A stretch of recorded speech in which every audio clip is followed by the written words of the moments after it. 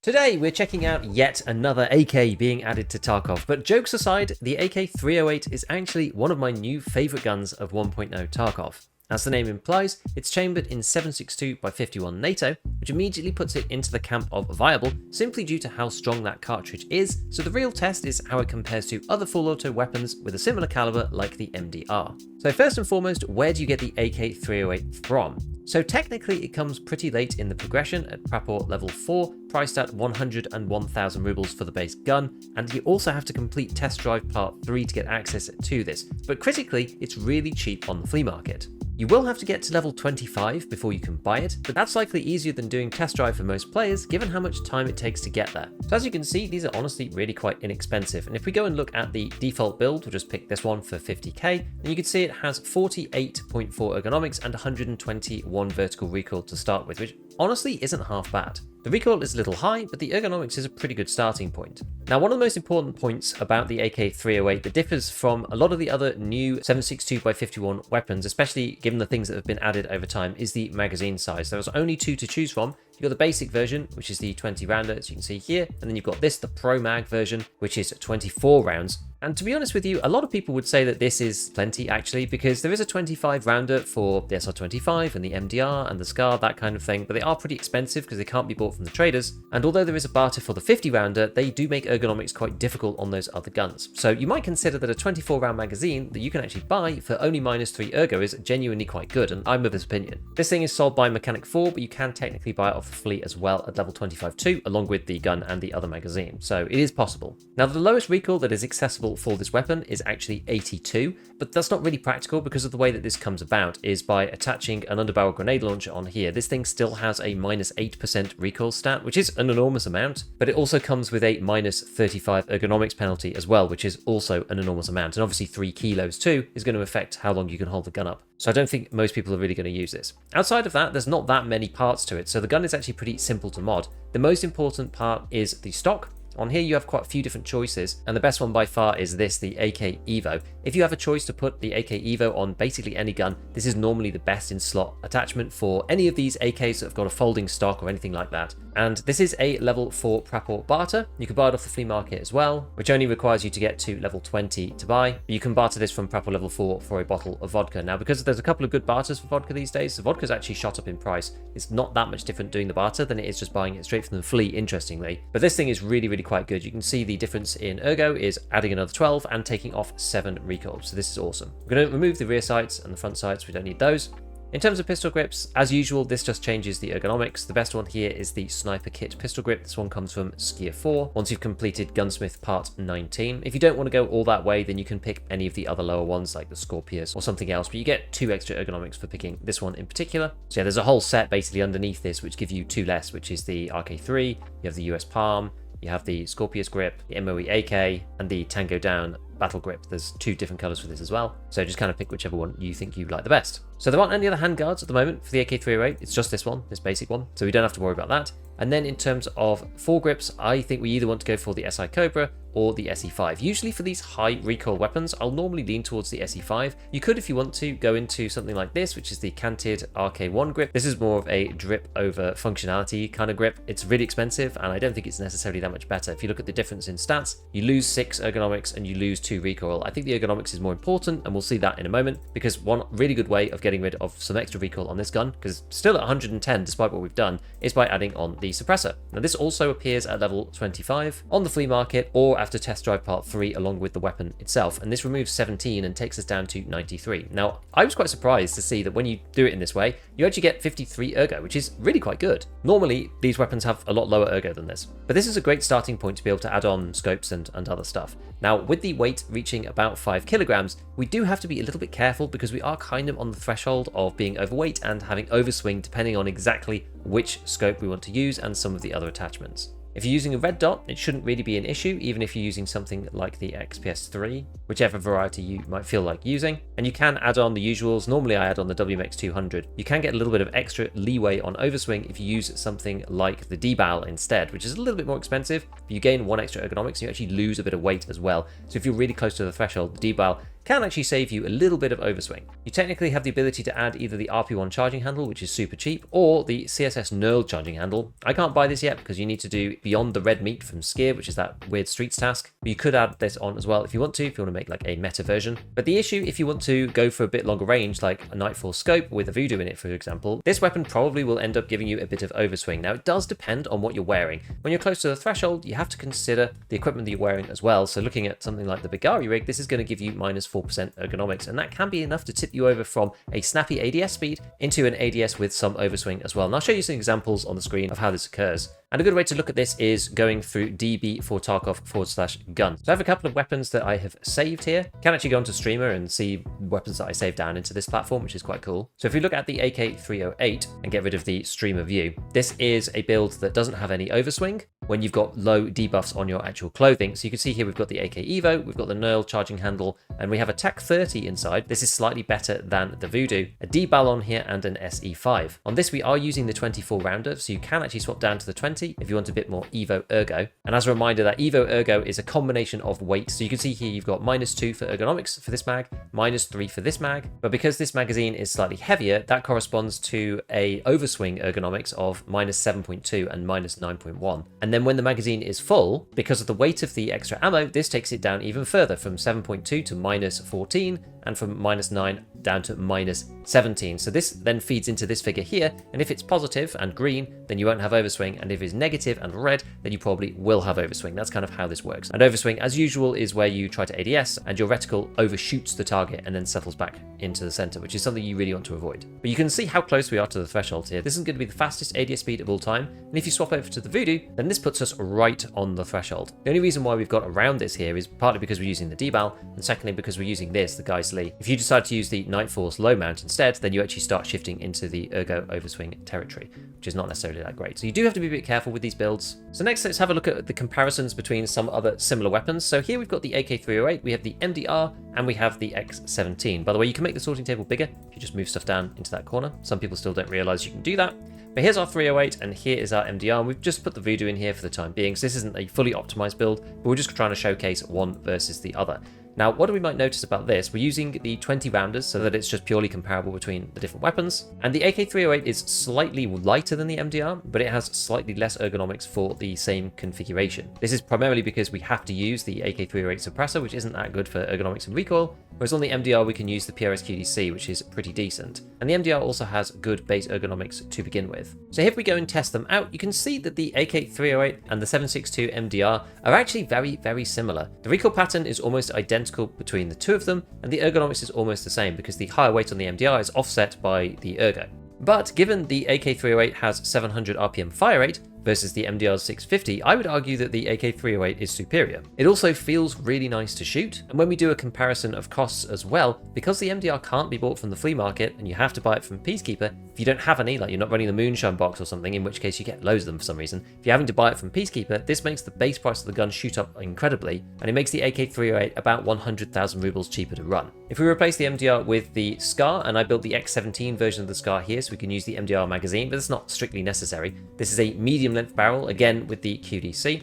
This has lower ergonomics, but the SCAR is lower weight than the AK-308, which again makes the ergonomics relatively comparable, although the SCAR H will be easier to hold up for a long time. And although the vertical recoil is 75, which is a lot less than both the 308 and the MDR, you can see when it comes to actually firing it, it doesn't really make that much difference, which I was quite surprised by actually. I thought that the SCAR would have a lot better recoil control than the AK-308, but they're actually very similar. Now there's other reasons why people don't really like the SCAR H. The gun is very bulky on the screen. Your player holds the gun up quite high in the shoulder, so you can see a lot of it within your screen space. It takes a lot of area where you might actually just not see somebody and die. And also with the SCAR H, you can really feel the 600 RPM over the 700 of the AK-308, and I actually prefer the 308. I genuinely really like this gun. I think it's probably the best of the three. It's easy to mod, and it's not that expensive either. Again, with the SCAR H, you're relying on the traders to be able to buy it, and then you have to mod it afterwards with things like the growl and the good stock and the good suppressor, so it does end up getting quite expensive too. So the 308 is the cheapest of these three weapons. So finally, let us talk about ammo before we look at some examples in Raid. We have a huge plethora of ammo within 7.62 NATO to use,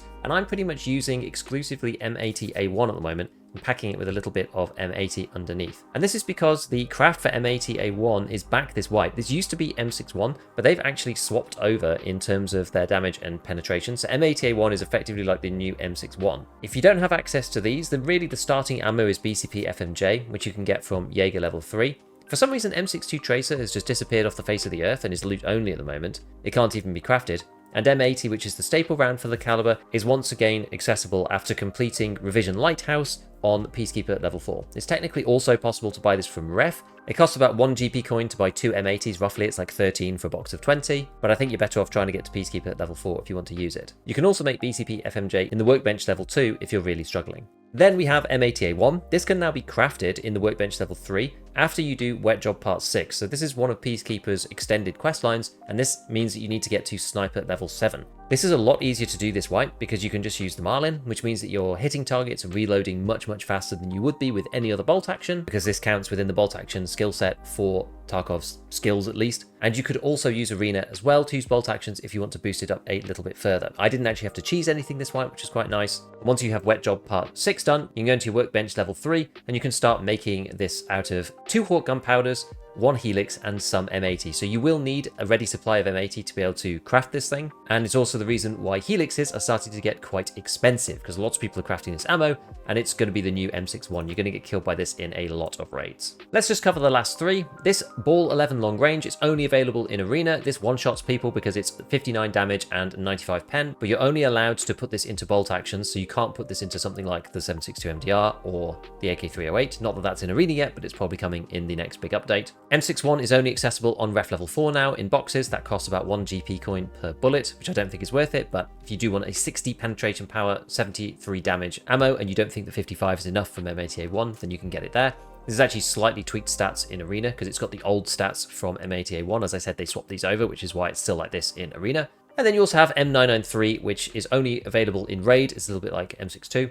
This is the fastest cartridge, so this is probably the best using in bolt actions, although M80A1 is also very quick. And this will go through everything, including class 6 with a 95+% penetration rate. So yeah, BCP FMJ, Jaeger 3 or Workbench level 2 if you have nothing else. Work on getting M80 from Peacekeeper level 4, and then start crafting M80A1 after Wet Job Part 6. So I've really enjoyed my time using the AK-308 so far. It does feel really nice. It sounds great to shoot as well. It's just a nice feeling gun. Relatively cheap and quick to mod. So next up, I'll show you a couple of clips where I've been using it in action. So you're saying this bad boy is, this Christmas tree? Wait, I'm not on the right side, sorry. I'm in the wrong place. This is, I need to get over there.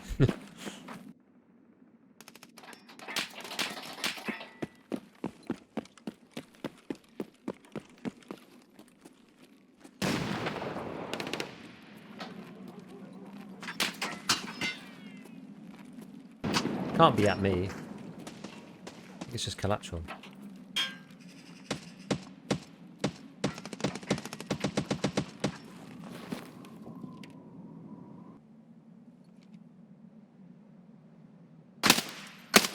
What?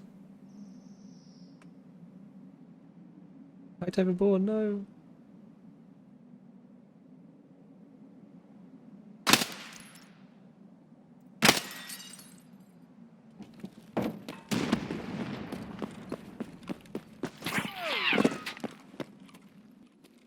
I want to kill one of these guys. 842, so we technically still could get a chumming kill, in theory.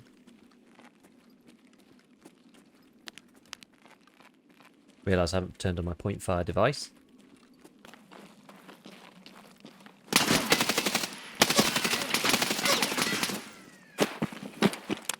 What are the frickin' chances, dude? Literally, the moment I step out, somebody just wanders straight up there. Oh my god, it's so annoying. And all I can see is his head. For some reason, chumming always comes easily. You just got to play enough raids from 7 AM. I still technically have a shot at chumming if there's only any of the players around, but They're just going to be crabbing about through the mall probably at this point.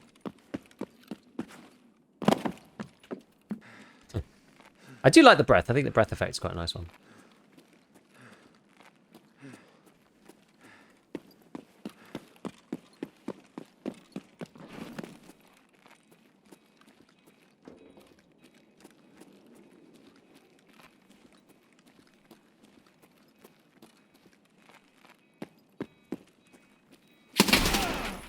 Yo!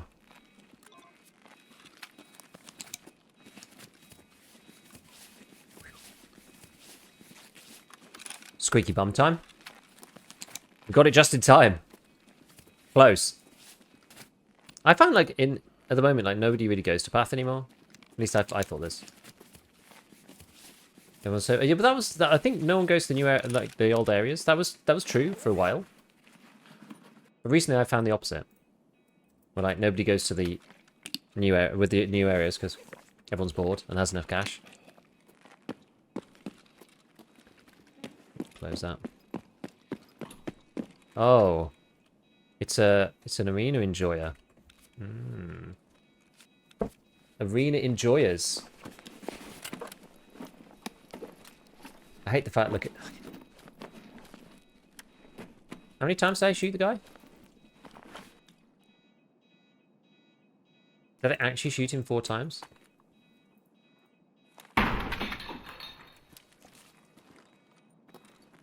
What?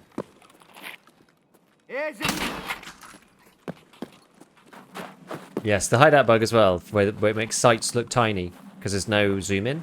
Some people prefer it, but there's in Tarkov there's not an option to choose, so it's just confusing.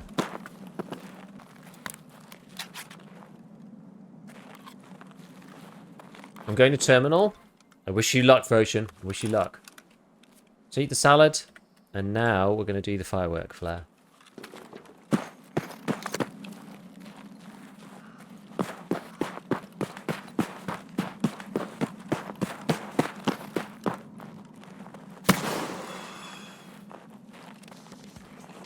Hey, we did it. You get one for the quest. He gives you one before you have to go and do it. That was cool.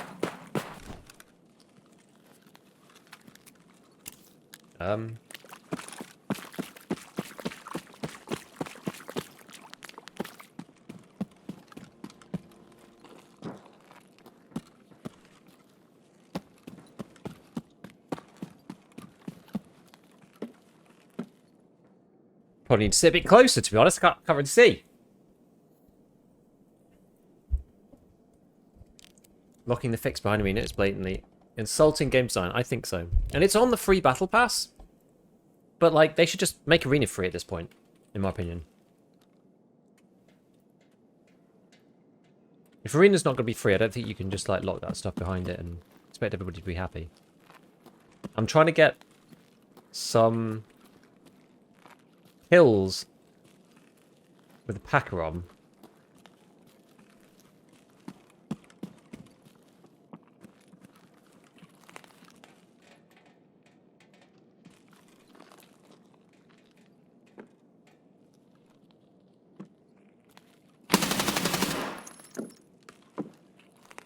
Boom.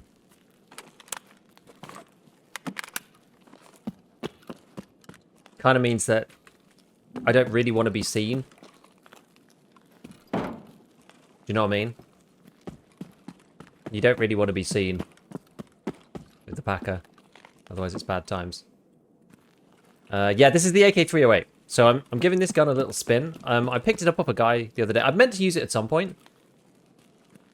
And I picked it up off a guy. Basically, and was just like, oh, this thing's amazing.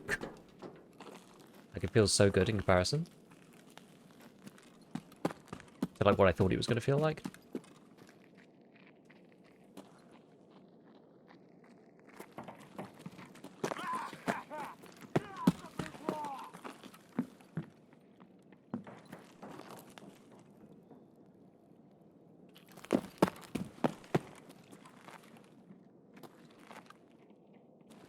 He's like up there.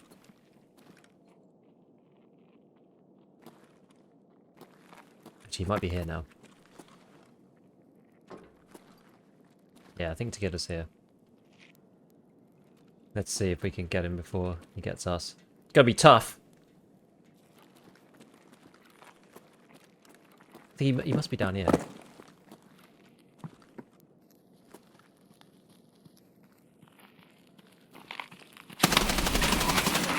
There we go.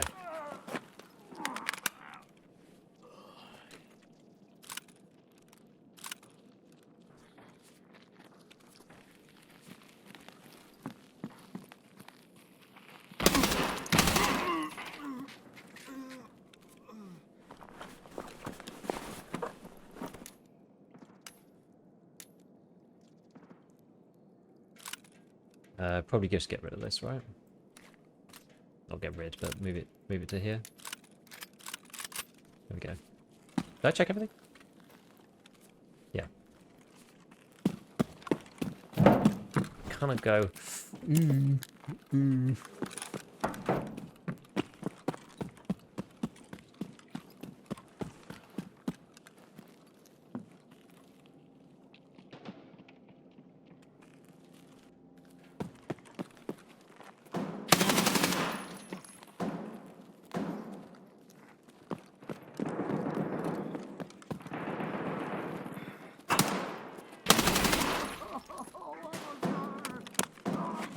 Poor guy. Just the one?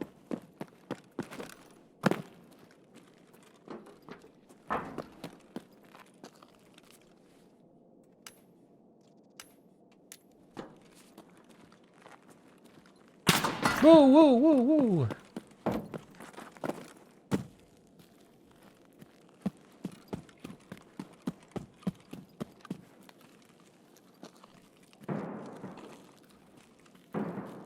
I don't know what that was exactly. Some kind of green.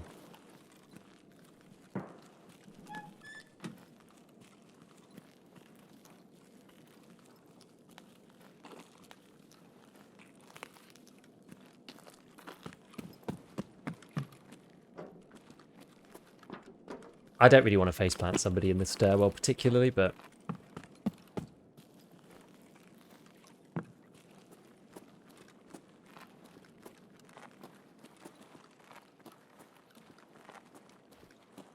I feel like I have a great deal of choice. Actually, I could go the other way around.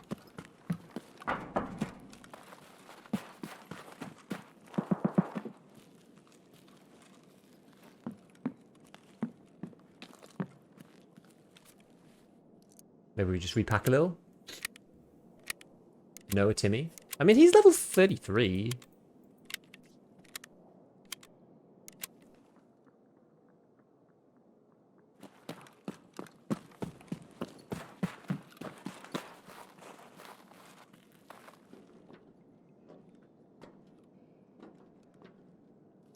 I heard somebody over here.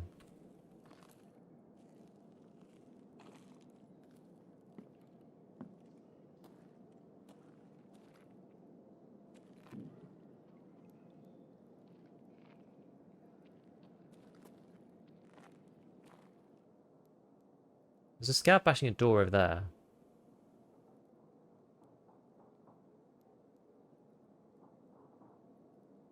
There's somebody up here.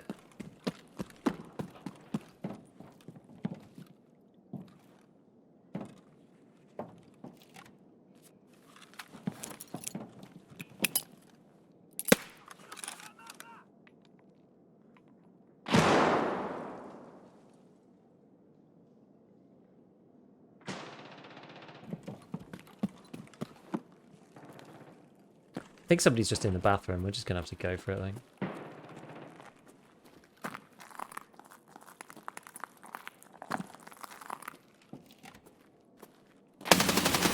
Oh no, it's Santa!